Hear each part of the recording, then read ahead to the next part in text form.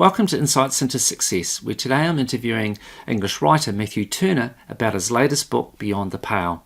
I'm also going to talk to him about what he's learned from interviewing more than 300 successful business people from around the world. Thank you very much for agreeing to the interview. What I want to do for start, though, is I just want to get a bit of a background on you and understand a bit about your upbringing, what it was like as a young child and sort of what you aspired to be back then, and just walk through that and go through your education and then your work experience to come up to understand really how you've got to be where you are now. So if you wouldn't mind just leading us through a little journey, that would be great. Yeah, it's an interesting question because like today I'm very much a writer. I write for myself. It's what I do for clients. I ghostwrite. So everything I do is built around writing. But if you'd have spoken to 10-year-old me or 15-year-old me or even 20-year-old me and said, in the future, when you're in your 30s, you will be a writer, he would have just have thought you were insane, because I wasn't an avid reader growing up. I always struggled with sort of grammar and punctuation and speech. Yeah. It never came particularly naturally to me. Right. And it's not that I was ever particularly bad at school when it came to English. There was just other subjects that I were better in. I was very sporty. I liked to play sport. I figured I would be getting a job in sport, maybe not playing, but behind the scenes, whether it was coaching or something on the sort of physiotherapy side. And then later in life, I started to develop a bit of an interest in marketing and business once I got to about 15 or 16. So I figured I would get into, sport marketing, for instance. And that's what I took at university. I did leisure and sport marketing and management. And then I did a master's degree in advertising and marketing. So my educational background has always surrounded two things, really: business/marketing and sports.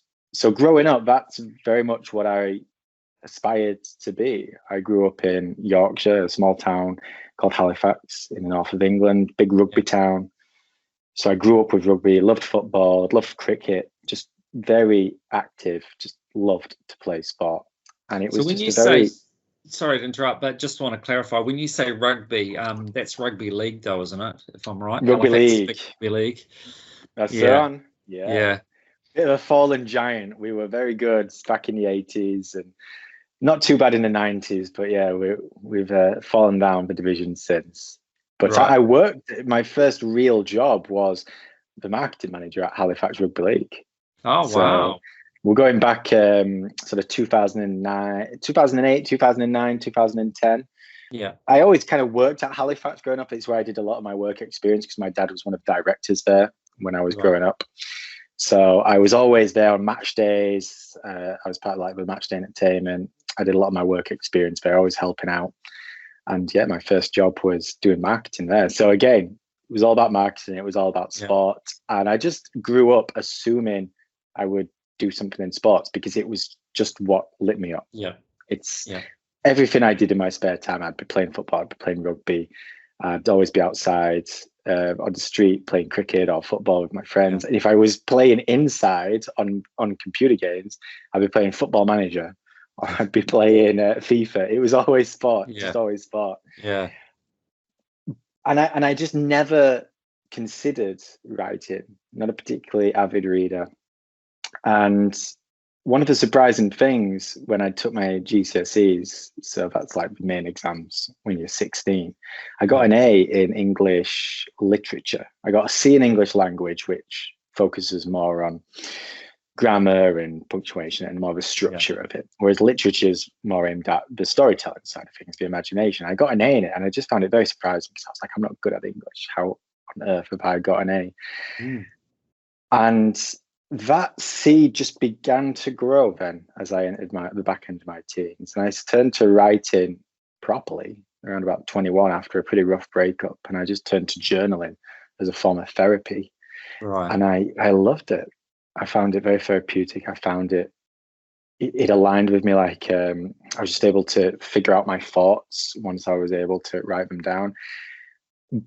But going through that process of journaling, I just came up with ideas for stories. I wasn't able to just write standalone little paragraphs to just get thoughts out. It always wanted to go and tell some kind of story, which Right. led to my first book, Beyond Parallel. So that started at 21. And in the 15, 16 years since, it has just been a gradual progression where more and more writing has entered my world. And it started off as just a bit of a side passion, and then it became something I was doing more professionally, and then it has eventually become my go-to. I mean, looking back as a kid, I always had an imagination. I always loved telling stories. I always loved stories. I remember being stood in line at theme parks where you've got nothing to do for an hour, where you're just waiting to get on a roller coaster. And I'd just be like telling stories in my mind. And my imagination would just constantly be roaming and creating new things and painting things together. And I just didn't think anything of it because I was just a kid. Yeah. But I've always had that passion for storytelling. I just never associated it with writing until I got into my 20s. Right, yeah, because that's what I was going to ask you, was whether or not at a young age you exhibited,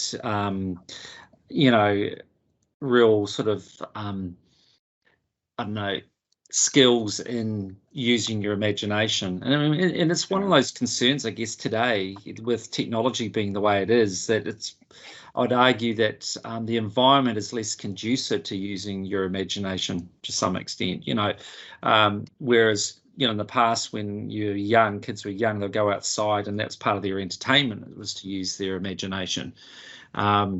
So you're saying that really from a young age, you really tapped into your creative side and unintentionally really entertaining yourself. Totally unintentional, and I was just a storytelling machine. And again, I'm only able to compare it to myself. Maybe a lot of kids go for it, but everything I do, as I look back on memories, I was just always coming up with stories in my head, coming up with little narratives. My imagination was just always on. Yeah. And it was like that from as long as I can remember, all the way up until sort of my teens, and as I started to get a bit older. And I just always thought the idea of writing, because I struggled with the punctuation, I struggled with the grammar, I struggled with speech. So I think I always had a bit of a mental block there of I'm not good at it, a bit of a fixed mindset. I'm not good at writing because I can't write. Like I struggle with the technicalities of writing. So I would always just be like, I don't want to read. I don't want to write because I'm not good at it. It's not for me. Some people are, me, no. Yeah. But I was wrong. The imagination was always there trying to tell me otherwise. So were you an only child, or did you have siblings?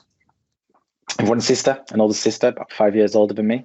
Right. And the reason I'm asking that is that sometimes, like, if you kind of don't have a lot of brothers and sisters of similar age, part of the entertainment is you're on your own. So just wondering whether that may have been a factor or not in developing imagination. Absolutely. Yeah, because my sister's 5 years older, and I'm like one of the very few boys in my family, like cousins and friends of family. It was just always girls, and a lot of them were around my sister Sam's age. So I was just always the annoying younger brother to the side. Yeah. And 5 years is a big enough gap where we didn't really ever have anything in common. We never did anything together, It was a case of when we were together, she was looking after me. We weren't quite. Once I probably got to about 5 and she was 10, the distance was just there where we never really played much together. So it's never that we were never not close, but we were just never particularly close. So I was often just left to the side as the annoying young brother, as my sister and older cousins were all of a similar age, similar interests. So it allowed my imagination to mature. Yeah, no, that's good. So you started doing a journal, and just talk me through how that evolved over time. So presumably that was, I think you were saying, was a bit of a hobby. So you were still holding down a job, which was in marketing, I assume, and that sort of area. So just you talk me through the evolution and how you came to the point of deciding that you wanted to, really focus on your writing. So the journaling didn't last very long, to be honest. In the early days, it just developed into this idea of a story beyond parallel. And this was at the age of 21 when I was still at university. I think I was in my final year. And I just started writing this book, just a little bit on the side. I was studying, and then as I got my first job. And it was like this for the next 7, 8 years, between the age of 21 and about 28, where I would write the book, and I finished it within the first year. It took me about a year to complete. But I've never written anything before, so it was terrible. So I'd leave it for a little while, and then for whatever reason, I'd read something, or come across something, or I'd just remember something, I'd be inspired to revisit it, and I'd tweak it.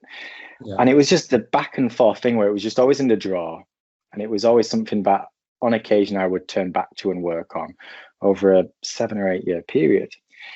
And it was while I was working at Halifax Rugby as a marketing manager, and just a lot of things were changing. I was realizing that the kind of jobs I'd had and the kind of jobs I was having, it wasn't really what I wanted to do.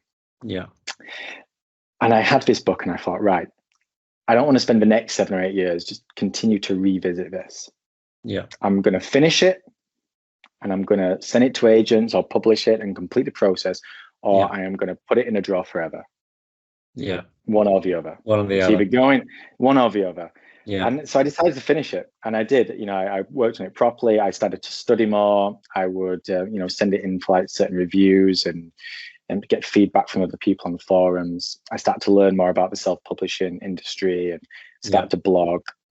And that really was the time where the seeds were planted for me leaving the working world to set up on my own, because I was, oh, wow, there's entire people out here making a living, working from the internet, blogging, podcasting.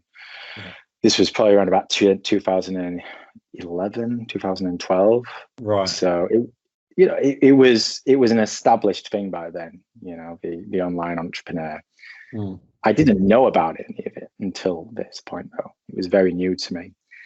So I finished the book, and it probably took me another year to really finish it. And I decided I would self-publish it. And that marked the turning point where I left my job so I could publish my book, promote it. I had ideas for other books, but at this point I knew that writing was very much a part of me. I wanted to see where it took me, and I wanted to have a bit more freedom on my work. So I'd be like a marketing consultant or something along those lines. I didn't really know. That was the problem. I had lots of little ideas of what I could be, but I just didn't really know what I wanted to be. So I went on that journey, and I wandered in the wilderness for a few years until writing became more and more of a sort of concrete, substantial part of my day, where I was not only writing for myself, but writing for clients. And how did it go with your first book? I mean, it was okay. Yeah, feedback in general was good. I'd be scared to read it now. I feel like I've come a long way then. Yeah, it was my first novel. You've got to start somewhere. So here's Beyond the Pale, and this is the 5th book. Yeah. So as I left my job, I simultaneously, part of the problem, I struggled to commit to any one thing. So I always had 2 books on the go. I had The Success Mistake, which was my nonfiction book, where I interviewed a lot of people. So that was an ongoing project for about 3 or 4 years. And simultaneously, I was always working on a novel. And I wrote 3 of those over the space for about 3 years, so 1 per year. Yeah. So none of the books particularly did amazing in terms of selling. I self-published them all. They all did well-ish. They got good feedback. They were good, but I was just at a point where I just needed to write lots and lots, to perfect my craft. And I don't think I'm anywhere near the stage where I've perfected my craft, but I know I'm a much more well-rounded writer today. And that is by and large for the amount of body of work I did in those early days, just writing and grinding out those words, not just books, but articles and blog posts. And so it was a period of quantity, I'd say, more than quality. I struggled to just commit to any one thing, but it produced 4 books in probably a 4-year period, which is pretty remarkable. Yeah, that's a lot. And tell me, I'm really interested to hear more about the interviews that you've done with business people and what you've learned through that experience. Yeah, it's strange. So for Success Mistake, I interviewed 160 plus entrepreneurs Yeah. over a couple of year period. And this was just after I had ventured out on my own and I just had no idea what I wanted to do. Yeah. So I had the idea of a successful mistake because I was scared of making mistakes. And I thought it would be interesting to interview people about their failures, their mistakes, and how they Yeah. turn them around into success. Yeah. And it was more for me than anyone else. I just Yeah. wanted to know what not to do as much as what to do. Yeah. And to just be inspired that you can take some wrong turns and still find the right path. So all of these interviews were like mini coaching sessions for me.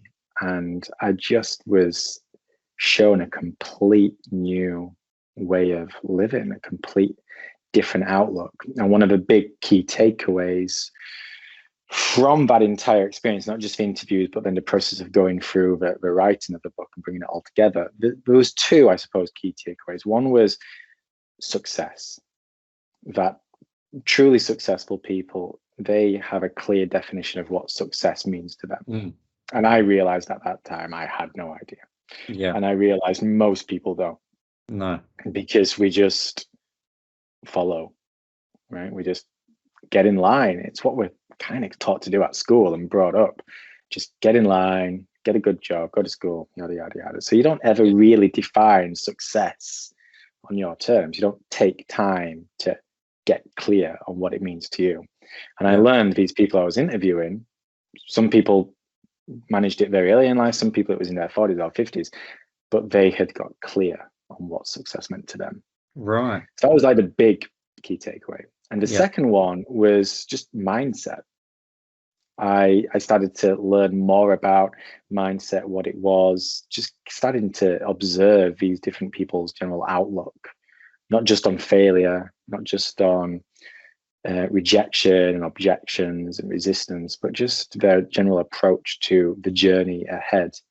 And that sent me down a rabbit hole of what mindset is and isn't, which sent me further down the more general personal development rabbit hole.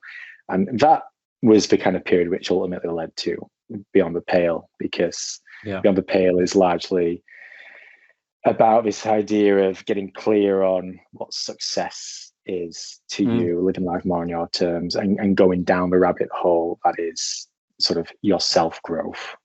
Yeah. So how did you get in contact with these business people, and kind of what sort of profile were they? Were they very diverse? I mean, what sort of business people are you talking? Very diverse. So I probably didn't, out of 163 people who were interviewed for the book, I'd say 110-ish, 110 were done in person like this, either over Skype, as it was then, because it was pre-Zoom, or in person. And then there was a number of them through certain questionnaires and back and forth via email. And it varied. Most of them were more online focused entrepreneurs, but there was plenty of brick and mortar folk in there too. There was executives. Not everyone was an entrepreneur. Some people were more traditional business owners or executives or CEOs. Very diverse. Totally different industries, totally different ages, backgrounds, mentalities. Yeah, just a very diverse thing. And some people who were at the beginning of their journey, like me, had only been in the, working for themselves for a couple of years. Some people who had been doing it for 40, 50 years. So very, very diverse. In terms of how I found them, I just got into a habit of building a hit list. Anytime I came across someone who just seemed interesting, maybe I'd read an article and someone was mentioned, just any walks of life. I was always asking people, who should I know? Who should I know? And I'd just add them to this hit list. And every day I would find out the details of these three people and reach out 3 people at least a day, sometimes 5 or 6 every single day. And I did this for probably 2 years. So I was reaching out to, thousands of people over a sort of 2-3 year period. And many rejections, a lot of silence, but also a lot of yeses. And it led to some great interviews, and then they would say, oh yeah, you should meet this person too. So eventually the snowball starts to build and people are introducing you to other people. So with these people, did you find that they had their sort of share of adversity, or did you feel that by and large they seem to be luckier than others? What was this concept of luck? Did that feature at all? No, What's your take on that? no, there was no real luck. I mean, I think there's, I'm not one of these people who doesn't believe in luck, because I think you can be fortunate. For instance, I'm a very privileged individual, just being a man, being a white man, being in a very well-developed country like the UK, just being a byproduct of my parents who had a good upbringing too. So that in itself could be considered a form of luck. So it's not like I don't believe in luck. I think it more comes down to privilege and fortune. And some people are just given a greater deck of cards than others. Mm-hmm. So a lot of people I interviewed had a lot of privilege. There was also a lot of people I interviewed who didn't have a lot of privilege, and they had to overcome more objections. So Yeah. if you want to look at luck like that, then yes, some people were dealt very lucrative cards. Other people were dealt very minimal cards, bad deck. Mm. But in terms of luck being, they just managed to luck their way to the top, that wasn't prevalent. Every single person I interviewed, the whole point of the book was to discuss their failures, to discuss adversity, to discuss the mistakes they had made. Yeah. And some people's mistakes and failure, they were minimal, and they weren't that groundbreaking. They didn't shatter lives, for instance.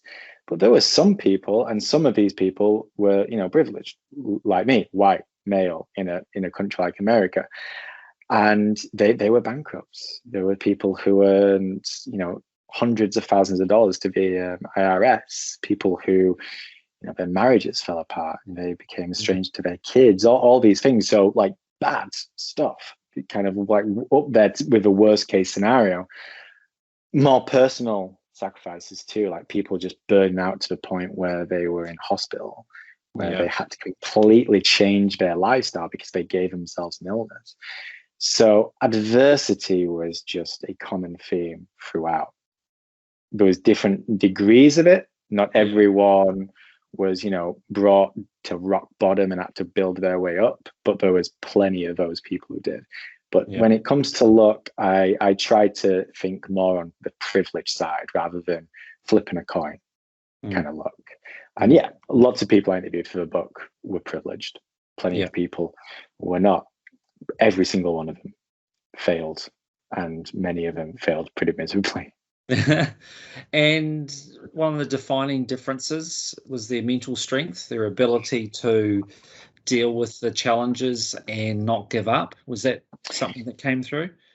Yeah, persistence is certainly one of the big sort of factors throughout of it all. And I think the important thing to mention there, although yes, mental strength and their general outlook, and we talked about mindset earlier, is being very important. That isn't to say they had it before the fact. A lot of these people, they went through this period, and that was a common theme. They would share the story of their failure, of their mistake, of their, journey down the hill, but then have that be the catalyst for the person that they became. Right. Whether that was leading to their next business idea, or was it their sort of own trials and tribulations forced them to, personally grow, look after their health, look after their well-being, reevaluate their outlook on life, and their mindset. So although some people did have that mental perseverance just seemed naturally built in, many of them, they didn't develop that or begin to develop until after the fact. Right. But if you want to succeed, and I don't think this is just true in business, it's certainly not just true as an entrepreneur, it's if you want to climb the ladder, but it's kind of true if you want to just become the fulfill your potential, become the best self you can be in mind and body and spirit. There will be setbacks, there will be failures. And if you want to get to where you want to get to, you need to develop some perseverance. But the exciting part about that is it's something you can develop. It's like a muscle that can grow. I don't think that anyone is just built in, born with more perseverance than others. Some people are brought up differently to others, or possibly because their parents or their society, their culture had brought them up to be, more stronger or more persevering or whatever it may be. Yeah. But it's something everyone can develop. And it's like a muscle. The more you practice it, the more you step out of your comfort zone, the more you get a little dirty, Yeah. the easier it gets to take risks, to follow through, to take a deep breath and do what's needed. It's through adversity that you do learn the most. You don't learn a lot when everything is going smoothly.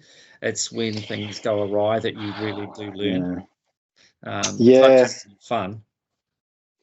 Yeah, I mean, that's one of the big things in the successful state, perseverance. And it's one of the latter chapters, is all about hindsight. And it's a bit of a catch-22 is hindsight, because we all know it's great, but it can give you a sort of tainted outlook. Like, you've got to get to beyond the fact, so you're able to look back. And the journey to get to hindsight isn't always, in fact, it rarely is good. So to get those lessons, to kind of really kind of get to the next step, you've got to go through some tough times. And obviously that doesn't make the situation any easier when you're in it, knowing that one day you're going to look back on this and be like, oh, it's all going to be fine. It's like, well, that's great, but right now I'm suffering. Yeah. So, but yeah, it's like you say, we tend to learn the most when suffering. And when everything's going right, if anything, we don't not only not learn, we grow more complacent. We let more sort of potential issues come in. It was one of the big caveats of the front end of a book about how mistakes begin in the beginning, and complacency was a key construct of that. Right. I think that's to some extent a little bit of naivety can be to your favor. And what I mean by that is, there's a lot of examples you see where people, if they really knew what they were undertaking, they would never do it. But they go into it all gusto and find out that it's not what they thought and have a lot of trouble, but ultimately get through and succeed.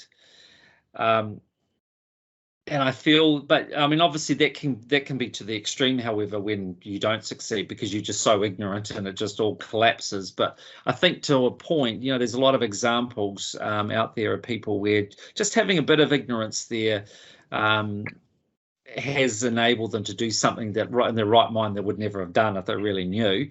But they actually managed to get through it and deal with it and come out the other end, with a positive result. So. Yeah, it's interesting, isn't it? But hindsight's 2020. It's always easy, looking back to go, well, I wouldn't have done that. Yeah, and I don't know about you, but being a father yourself, sometimes you can take certain, not pleasure, but acceptance in the fact that by you going through some pain and adversity, it's not only going to be lessons for you, but it can be lessons passed down to, the kids and the kids' kids and stuff like that. Because it's like I say, I don't think anyone is born with perseverance. It's just like this muscle that we all have. Yeah. But some people get to, work it earlier than others. Yeah. And sometimes that comes down in a very sort of reactive sense, like a kid has to, because the kid, their parents die, or, they suffer abuse, or they get bullied, or all these things go wrong. Yeah. But sometimes it can be a more proactive thing where the people, in charge of bringing them into the world, teachers, parents, grandparents, siblings, and the like, can just proactively get them to work it, whether it's directly or indirectly through their own experiences.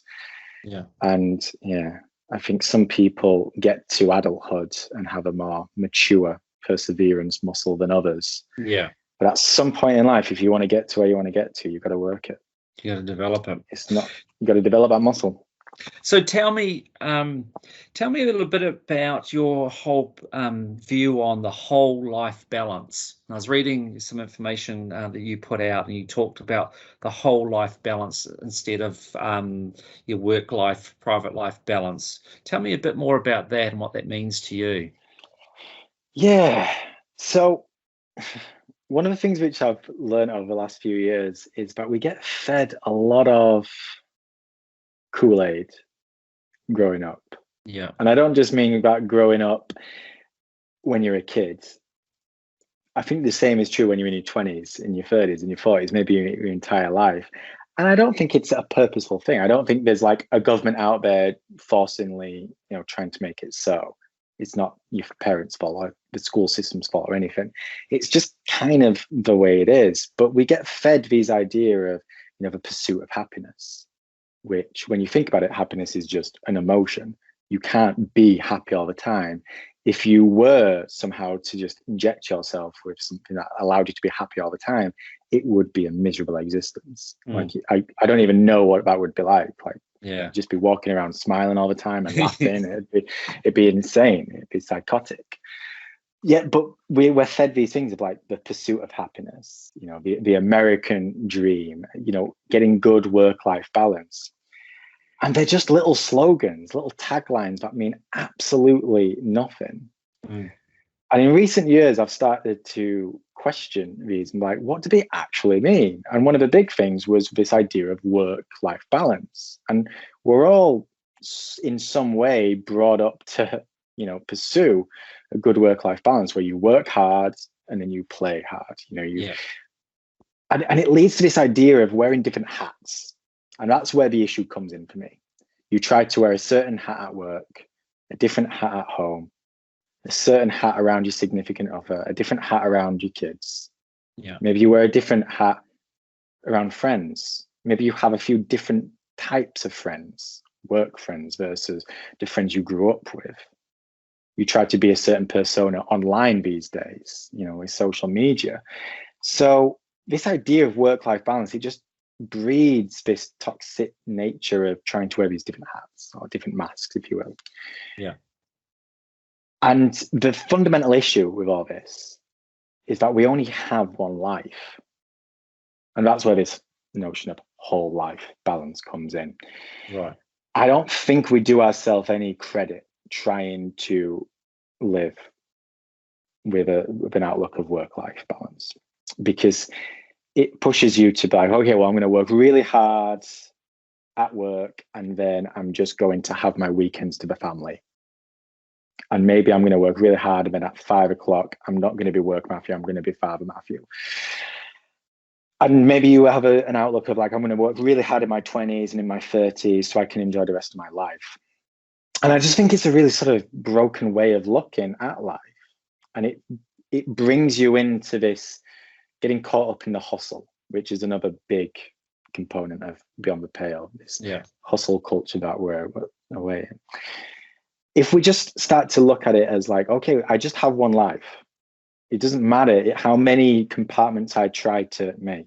It doesn't matter how many little buckets I make. I only ever have one life. I'm only ever going to be Matthew. I can wear all these different hats. I can try to wear all these different hats. But is it really going to be to my own benefit? Or if actually, is it going to be a detriment to me and therefore those around me? It's not to say that there shouldn't be boundaries. I'm a firm believer in boundaries. Building a life around what works for you. And that's ever changing. Right now, I have 2 kids, 8 and 3. So the boundaries I have to set now will look very different to when they're both teenagers versus when they're grown adults and they're out of the house versus when they're older still and all of a sudden I'm a grandparent. So these boundaries are always going to change because nothing about life is ever set in stone. It's constantly moving. We just move from one chapter to the next. So you've got to be adaptable, which is another problem with work-life balance because it forces you to look at life as if like it's always going to be this way. So when I talk about whole life balance, it's just appreciating that you have one life and that you get to, at least to a large degree, build it on your terms. And what I strive for is that I can work and simultaneously be a good dad and simultaneously be there for, the people I love, friends and family. I don't have to wear all these different hats. I don't have to wear all these different masks. I can just be Matthew. And that's what I strive to be, to be able to work on myself so I'm my best version. And that version shows up at work. That version shows up at home. They're not in competition with one another. They're not contrasting with one another. They're not trying to be, balanced where work is over here and life is over there. They're just playing nicely. Yeah. And I think that's great. I love the idea of being able to, mix work with family life. Go away on a nice holiday for 2 weeks, but still do a bit of work. involve my kids and my family and other people in my work, where I don't feel like, oh, I can't work around them. Yeah. You don't want too much of one, too much of another. There needs to be boundaries. Yeah. But yeah, the work-life balance, that outlook, just like the pursuit of happiness, just like a lot of the cliches out there, they're very toxic by nature. They force you to look at life in a more black and white way. They force you to try and really set firm, like concrete foundations and boundaries between things, and say, this is work and this is life, and they can't be apart. They can't play alongside one another. One, that just doesn't have to be true. And two, things are always going to change. If you're just setting up a business and you're in year one, you're going to have to be a little more easy on yourself when it comes to spending more time in the office versus when you're 3 years down the line and you've got a team. Yeah. If you want to get to there, you need to be able to, temporarily hustle a little bit to kind of get to where you want to get to. So things will change. So I hope that kind of makes a bit of sense. Yeah, no, it does make sense. And I think you're right. If we have it with these very strict boundaries, then that in itself creates stress. Absolutely. Very stressful. It's like, okay, I'm going across this boundary. So, by doing that, having these preconceived ideas, these boundaries, in itself can be very stressful and compromising for the quality of your life. Yeah, and I know that I do it. I still do it. And as I look back on life, I know that I've done it my entire life, like wearing these different hats for different people. And it's stressful. You're purposely going into every day on a subconscious level, like, who am I supposed to be today? Which Matthew needs to turn up today? And on some days where you've got work in the morning and then you've got to pick the kids up and then you're around this set of friends and this set of friends, you might be wearing like 5 or 6 different hats in one day. And if you just take a step back and just like reflect on that for what it is, it's insanity. It's insane to expect any one person to go through life day in, day out wearing all these different hats. Not on a conscious level, but on a subconscious level. It's exhausting, and the true person is never coming out. And it's going to breed frustration. It's going to breed exhaustion. It's going to breed, discontent. And that will then rub off on your kids and on your work and everything else. So, yeah, I think if we're able to get to a point where we're able to just work on ourselves and appreciate that, if you can be your best self, whatever that looks like for you, then that is going to be better for your kids. That's going to be better for your friends, for your family, for your significant other, for your team members, for everyone. Yeah. And if you can just look at your life rather than these separate entities, but just it's this one thing, and work is a part of it just as much as you being healthy as, exercise and meditation and just working on yourself, just as much as it is being a father or a mother, just as much as it is being a good son or daughter, just as it is being a friend and having friends and, social circles. And it's just all part of this one life. They're not separate lives. We don't get to leave these separate lives. And if we start to look at life like that, all it leaves is wearing different hats, wearing different masks, and the true you never shows up. And no one gets to enjoy the true you because the true you doesn't really exist. Yeah. So tell me a bit more about your book and what your goals are with the book. Are you deliberately trying to convey certain messages in there, and what in particular are they? I think one of them you've talked about is whole life balance, but just tell us a bit more about your book and really how it's come about and what you're wanting to achieve with it. Of course, it's a fable. It's a business fable. Yeah. So if you've ever read The Alchemist, I liken it to that. It's very much a novel. It's a fictional tale. But there's a very sort of clear, sort of deeper meaning message coming through.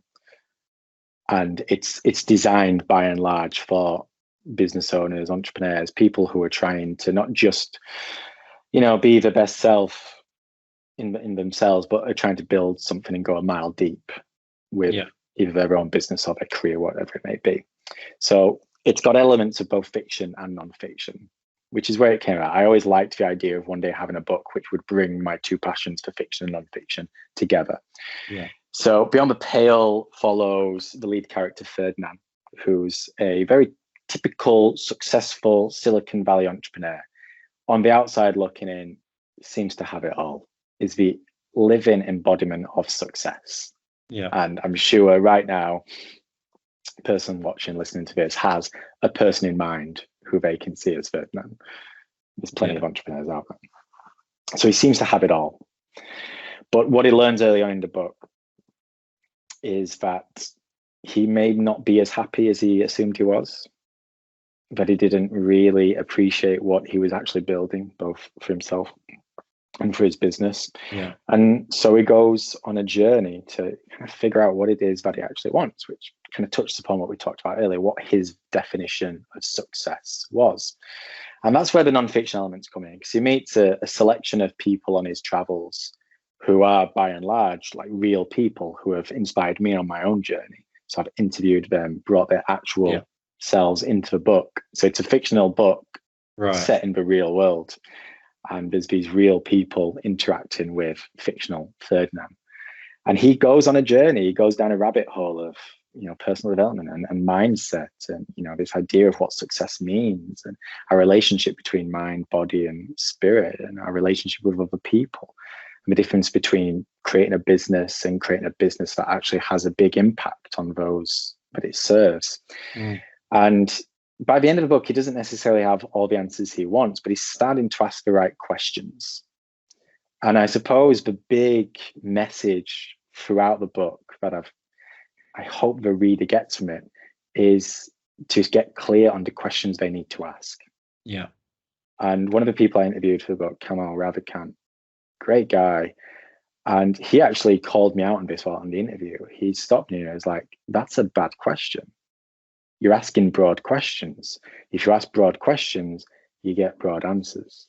You need to ask a specific question. You need to figure out what question you want to ask me. Yeah. And I think that's true for most people in most aspects of life. We expect specific answers without going through the trouble of asking the right questions, without even thinking about what the right questions are. And Ferdinand is very much this guy. He's not asking the right questions. He's just following the herd. He's just doing what he figures he needs to do. He's wearing these different hats, these different masks, as he presumes that's just the way it is. But as the book progresses, he starts to question the questions. And he starts to get closer to the right questions toward the end. And that's what I hope the reader takes from it, that they're inspired to take a step back and question their own questions, to question the foundations they've set, whether their own or whether they're someone else's, to question what the journey ahead looks like and whether they have any idea about what it even looks like what they want it to look like. So it's not a book that gives you a 7-step framework to walk away and say, here's how to improve your this, that, and the other in 90 days. Yeah. There's a few little answers here and there, but there's not many. What it is, it helps you get clear on what questions you need to ask. And from there, you can take the steps you need to take. And tell me, is there more to Ferdinand's journey to come in the future, do you think? Yeah, it's a trilogy. So this is book 1. Right. And there's going to be 2 more books that follow Ferdinand. And as a writer, I approach a lot of what I do in threes. So a beginning, a middle, and an end. And throughout the general framework, which I've kind of developed over the last few years from everything I've done, is this idea of whenever you approach any sort of growth in life, whether it's to do with your own personal growth, physical, mental, business growth, it begins with an awakening. You only know what you know. And at some point, someone comes along or something comes along which forces you to see things in a different light. So it's a bit Matrix style, red pill or blue pill. That's the awakening. And many people go through many awakenings in life, but then they just roll over and go back to sleep. If you choose not to, that takes you to phase 2, which is the ascension. And that's the hard bit. That's the climbing up the mountain. Yeah. And getting your hands dirty and overcoming adversity, building, we talked about that perseverance muscle earlier. That's where you develop it through the ascension, the literal climbing up that mountainside. And eventually it leads you to the third phase, which is evolution, where you get to stand at the peak and look down on the journey you've had. So you're able to see where you've come and gone, wow, with hindsight, I would have taken this route, I'd have taken that route, I'd have done things a little bit differently. But you've gone through these three stages of awakening, ascension, and evolution. And the book is split roughly into those three parts as an individual book. So it begins with his awakening, develops into his ascension, and then at the end, his evolution. But the trilogy spread over 3 books goes through the same. So book 1 is his awakening, book 2 is his ascension, and book 3 is his evolution. So each individual book has its own awakening, ascension, evolution, but then the trilogy as a whole goes through its own, if that makes sense. Yeah, and no, that's Ferdinand's journey. And tell me, where did the name for the first book come from? What's the meaning behind that?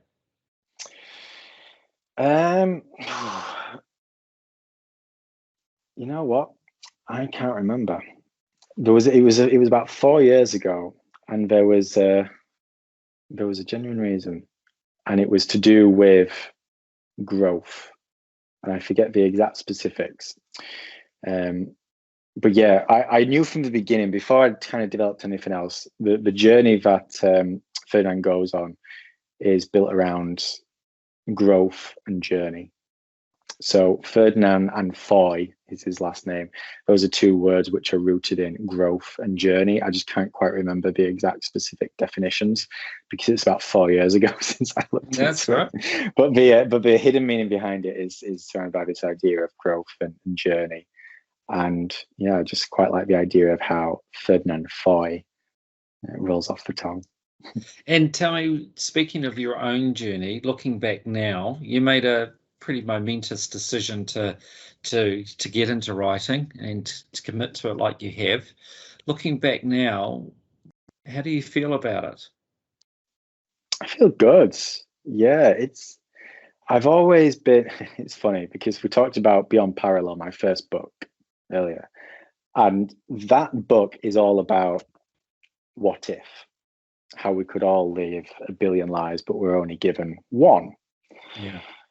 And it follows like these parallel lives and how small things can create very different outcomes. So I've always been fascinated with it. And I find it fascinating how I am here right now speaking to you as a writer, because I know there are many, many versions out there where I am not a writer. And who knows what the other lives would look like. And I think I will forever be haunted by the notion of what if, because my imagination just goes wild. I'm like, what if I was this? What if I was that? What if I'd have made this decision? What if this would have worked out? And it's hard because I think we all go through hardship in life, some more than others, but we all suffer pain. We all suffer breakups. We all have regrets. People who say they live life without regrets, I just don't buy it. No. We all have regrets. Like, come on, we suffer. We would love to be able to go back in time sometimes and just see what life would look like if we didn't break up with that girl, or if we didn't say yes to that situation, or whatever it may be. And I know that every one of those little decisions would potentially lead me not to be a writer. But it would also mean that I wouldn't be a father to George or a father to Imogen. So yeah, I don't have any regrets in that sense. And I enjoy being a writer. I think there's probably versions out there which would look very different and maybe would be, better in many instances. But I'm someone who gets to put finger to keyboard and create stories, and I get to, allow that imagination to run wild. And I'm allowed to challenge myself in that sense too. And I know that in terms of my ability as a writer, I've only just scratched the surface. At least I hope I've only just scratched the surface.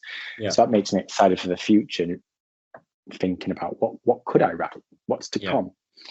So yeah, I think I've made a pretty good decision committing to the book all those years ago, turning to writing the way I did.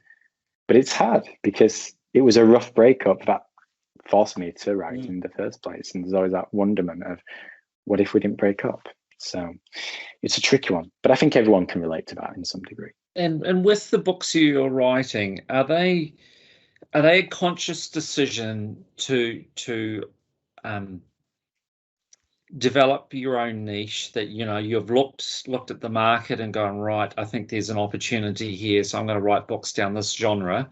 Or is it just simply you're following your journey? It's not conscious, it's just what feels right for you, that this is the type of books that you want to write?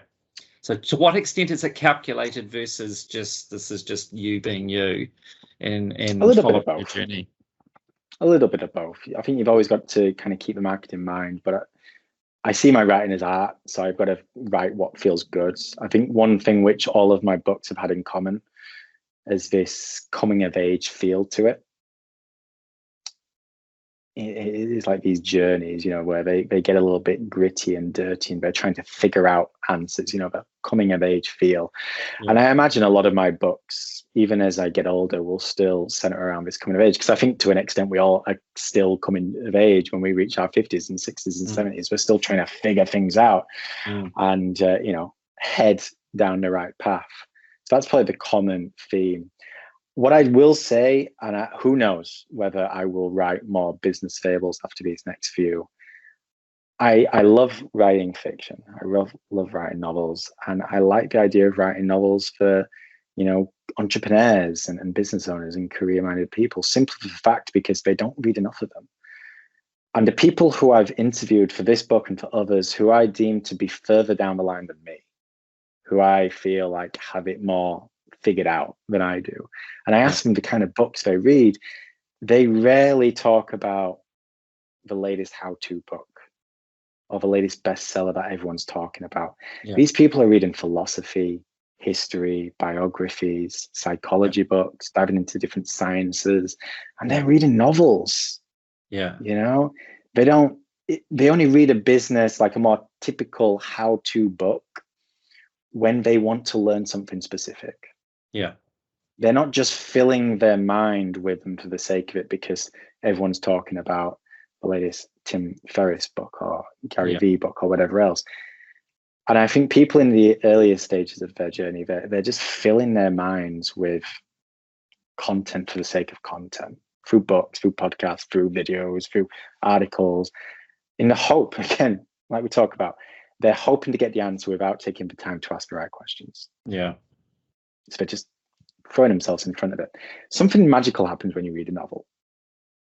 Something magical especially happens when you read a novel which has a more specific message behind it, because many novels out there, they're built simply to just help you escape.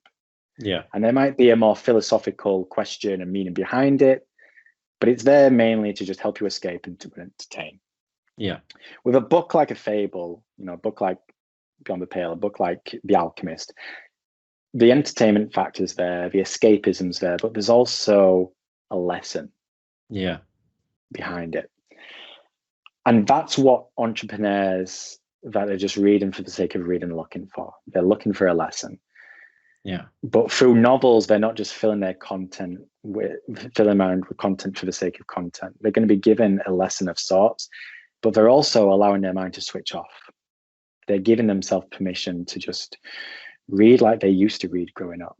To read like the future version of them 10 years down the line, when they've figured out a bit more, will read, because they realize they're not going to get the answers they want from just filling their minds with the same business how-to books over and over and over again.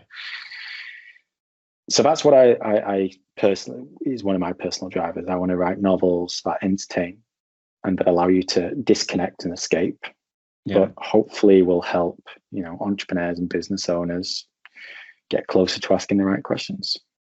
Wow, sounds good. So tell me, where do people get your book? How do you buy it? Beyondbook.co. So beyondbook.co. And on there is a sample you can download. So you can download the first couple of chapters to get a feel for whether it's right for you. I always encourage people to do that before they buy the book. And then there's also information on how you can, buy the book, and it's links to my Instagram and Facebook. And there's a free Facebook group which is focused on like the anti-hustle. So a lot of what we talk about, whole life balance, takes elements that's talked about in the book, brings them to life in a more practical setting. All that stuff, beyondbook.co. You'll find anything you need there. All right. Well, thank you so much, Matthew. It's been really enjoyable to talk to you, and very curious to read the book for myself, and also look out for the forthcoming second in the trilogy. So when's that one likely to come out? No idea. I've not started writing it yet. I did, Right. however, just last weekend write the sample. So at the end of Beyond the Pale, you can sign up to read how the next book begins. Right. And I wrote that opening chapter just last weekend, which was interesting because it's the first time I've stepped back into Ferdinand's mind for quite a few months. So that was Right. good. It's a rough and raw draft right now. It will change, but Yeah. I'm now starting to think about where the journey goes next. I've got an idea in my head, but over the next few months, I'll be bringing it onto paper. And back end of this year, I think I'll start probably writing that. Yeah. Well, very best of luck for that. And thank you for agreeing to be a guest on Insights into Success today. So thanks very much. Thank you for having me.